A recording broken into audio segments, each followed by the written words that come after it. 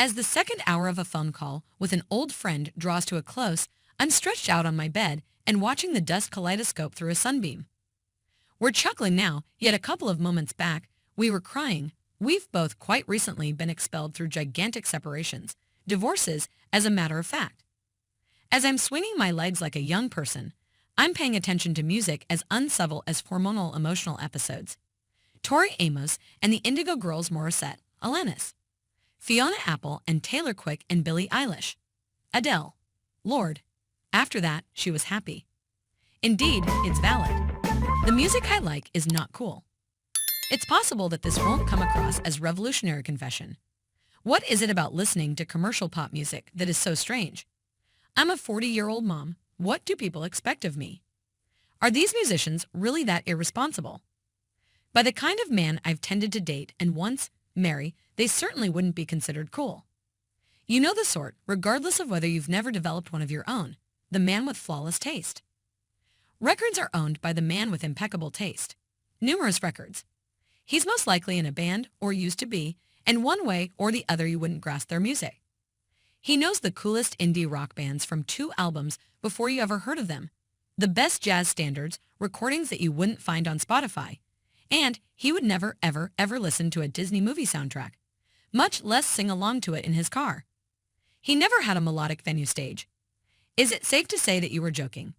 The goal of musical theater is to please. As if. The fact that I have attempted to keep up with the MWITs for so long is not the fault of anyone else but mine. After all, their taste is impeccable. They are exceptionally cool. I also aim to please just like a human musician, which I acknowledge is inherently uncool. Cool doesn't mind who it satisfies. The French and anxiety-free teenagers are the epitome of cool. People who know how to put together an outfit that is more sophisticated than what hangs beigely on mall mannequins are considered cool. People who are able to smoke while riding bikes and have their hair float behind them in the wind rather than slapping across the face like a hyperactive comb-over are considered cool. Men with impeccable taste are cool. I have no words. I love a fun melody overflowing with story. Verses that are so dorkily articulated you don't think twice of the brief tale held inside. However, I never did so when I was with my ex-husband, who was my main MWIT. After all, when we first met, he worked at the record store in our college town, where the too cool for school employees would liquefy you with a glare if you even quietly inquired about the price you could get for a used Sarah McLachlan CD. Like many people in their early 20s who were full of possibility and collagen, I wasn't quite ready to enter the major romantic relationship of my life. It appeared I had some way or another fooled this cool individual into loving me, so I figured I would do well to adjust likewise. I ended up wearing clothes I didn't like, eating food that made me sick, spending my free time at events that made me tired and overstimulated, hanging out with people who made me nervous, and worse, avoiding the things and people I did like. Strange how we are able to convince ourselves that we can transform into a new person without sacrificing our previous selves.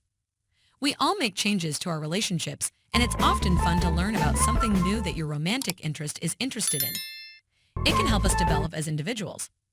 You can't even remember what you'd rather be doing while listening to songs that you don't relate to. All things considered, inconveniences are slight.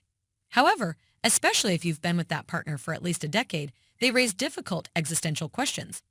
Are you certain of your identity? Are you still looking for your true self? Have you misplaced her, or have you lost track of who you really are? After 15 years of marriage, my husband and I got divorced, and one unexpectedly positive side effect turned out to be binging on the most sincere, least cool music I could find. Naturally, it wasn't just about the music.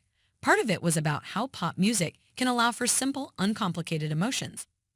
It was about making room in my life for the primal yells of other broken women and the heart-wrenchingly sincere, upbeat